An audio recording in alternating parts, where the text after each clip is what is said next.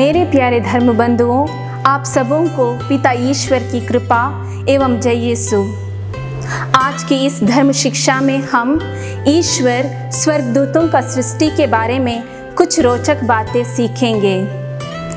साधारणतः स्वर्गदूतों का विषय काल्पनिक लगता है, लेकिन यह काल्पनिक नहीं है, स्वर्गदूत हैं। यह हमें अपना धर्म विश्वास और पवित्र बाइबल सिखाती है। पवित्र बाइबल में करीब 300 बार स्वर्गदूतों के बारे में लिखा गया है। हमारा विश्वास है कि ईश्वर ने स्वर्ग और पृथ्वी के सब जीव जंतुओं, वस्तुओं और स्वर्गदूतों को भी बनाया और हम सबों के लिए रखवाल दूत भी बनाया, जिसे ईश्वर ने हम हर एक व्यक्ति को दिया है। वह हमेशा हमारे साथ रहता है और हमें ईश्वर के सानिध्य में रहने, ईश्वर की कृपा में जीवन यापन करने के लिए मार्गदर्शन देता रहता है। गाब्रियल दूत ने माता मरियम को ईश्वर का संदेश सुनाया। हम कुछ बातें स्वर्गदूतों के बारे में जानेंगे जो हमें पवित्र कलीसिया अपनी धर्म शिक्षा में सिखाती है। ईश्वर ने स्वर्गदूतों को बनाया। क्रिस्तीय धर्म शिक्षा का विश्वास हमें यह सिखाता है कि ईश्वर ने अपनी महिमा के लिए स्वर्गदूतों के 9 समूह बनाए, जिन्हें हम स्वर्गदूत, महादूत, सियासतें, शक्तियाँ, कृपाएं, अधिकार, सिंहासन, केरुबिम और सेराफिम जैसे नामों से जाने जाते हैं। ये शब्द व नाम हमें पवित्र बाइबल में विविध स्थानों पर पढ़ने को मिलते हैं।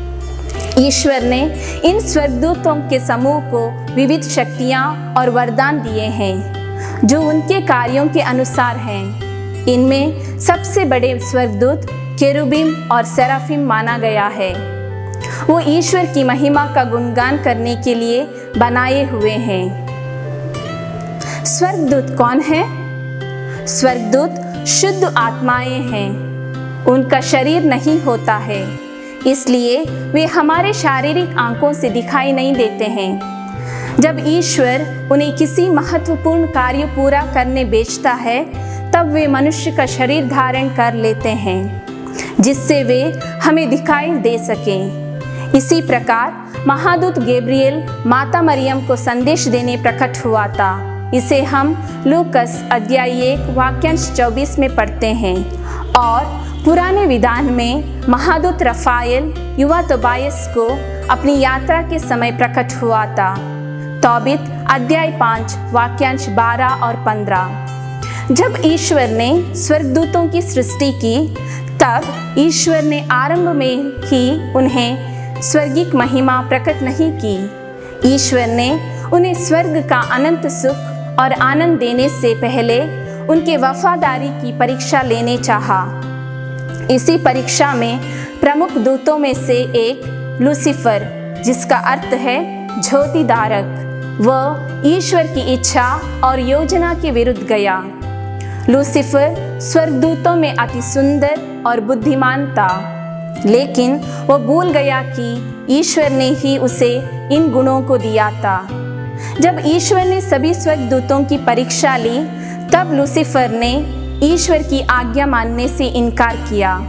उसके साथ कुछ और स्वर्गदूत भी मिल गए, जिन्होंने लूसीफर का समर्थन किया और उन्होंने भी ईश्वर की आज्ञा का उल्लंघन किया।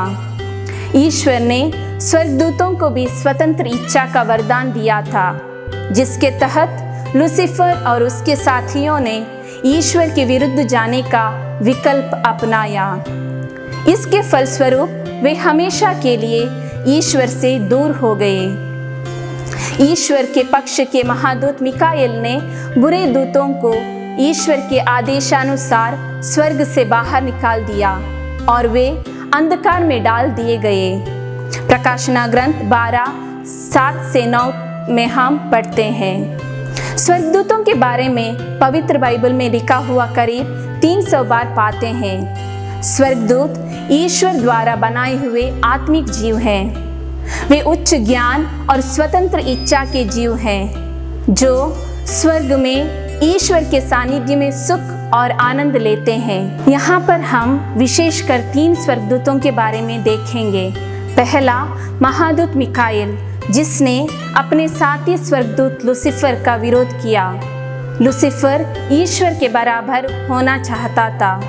दूसरा, महादूत गैब्रिएल, जिसने कुंवारी मरियम को संदेश दिया और कहा, प्रणाम प्रभु की कृपा पात्री, प्रभु आपके साथ हैं।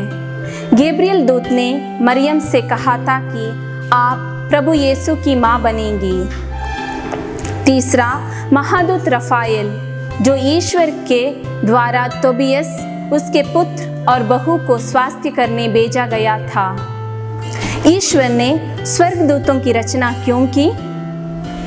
ईश्वर ने उन्हें इसीलिए रचा क्योंकि स्वर्ग में उसकी सेवा एवं महिमा करें, मनुष्यों के पास उसके संदेशवाहक बने और मनुष्यों के रक्षक बने। अभी हम स्वर्गदूतों के बारे में सुने। ईश्वर ने स्वर्गदूत की सृष्टि की और हर एक व्यक्ति को रखवाल दूत दिया। वह हमेशा हमारे साथ रहता है और हमें ईश्वर के सानिध्य में रहने, ईश्वर की कृपा में जीवन यापन करने के लिए मार्गदर्शन देता रहता है।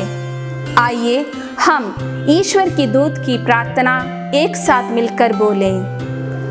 हे ईश्वर के दूत, तू मेरा रक्षक नियुक्त है। मैं ईश्वर की दया से तेरे हाथों में सौंपा गया हूँ। सब पापों और कतरों से मेरी रक्षा कर। मुझे सत्य, प्रेम और शांति के मार्ग पर ले चल। आमीन।